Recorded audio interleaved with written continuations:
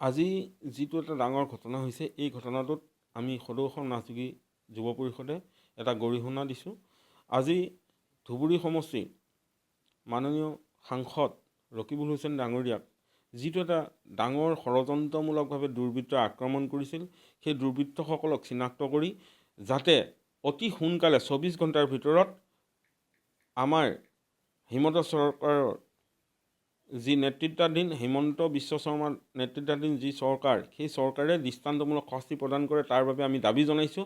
লগতে এটা কথা স্পষ্টভাৱে ক'ব বিচাৰিছোঁ, য'ত এজন সাংসদ সুৰক্ষিত নহয়, তাত আমি এজন সাধাৰণ জনতা হিচাপে কি ধৰণে সুৰক্ষিত হ'ম, তাত এটা ডাঙৰ প্ৰশ্নবোধক চিহ্ন আমাৰ মাজত উপস্থিত হৈছে। আৰু এইখিনিতে এটা কথা ক'ব বিচাৰিছোঁ যে আজি আমাৰ এই হিমন্ত বিশ্ব শৰ্মা নেতৃত্বাধীন যি চৰকাৰখন, এই চৰকাৰখনে চূড়ান্তভাৱে ব্যৰ্থ হৈছে। আৰু এই চৰকাৰখনে তেওঁ নিজে গৃহ বিভাগৰ দায়িত্বত থাকি যিটো এটা ইমান ডাঙৰ এটা ঘটনা হৈছে, এই ডাঙৰ ঘটনাটোৰ 24 ঘণ্টাৰ ভিতৰত উচিত তদন্ত নকৰিলে আমি জংগী আন্দোলন কৰিবলৈ বাধ্য থাকিম। আৰু অসমৰ জনতাই তেওঁক গভীৰ আস্থা আৰু বিশ্বাসেৰে তেওঁক মুখ্যমন্ত্ৰী আসনত অধিষ্ঠিত কৰিছিল। কিন্তু এটা কথা, এই শাসনাধীন চৰকাৰখনে 24 ঘণ্টাৰ ভিতৰত দোষীক কৰায়ত্ব কৰিব লাগে আৰু চিনাক্ত কৰি দৃষ্টান্তমূলক শাস্তি প্ৰদান কৰিব লাগে।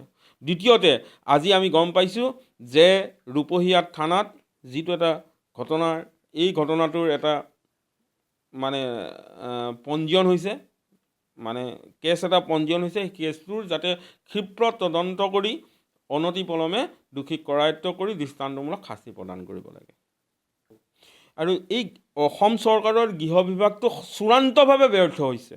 আমি স্পষ্ট ভাষাৰে এটা কথাই কৈছোঁ, এই অসম চৰকাৰৰ গৃহ বিভাগটো চূড়ান্তভাৱে ব্যৰ্থ হৈছে।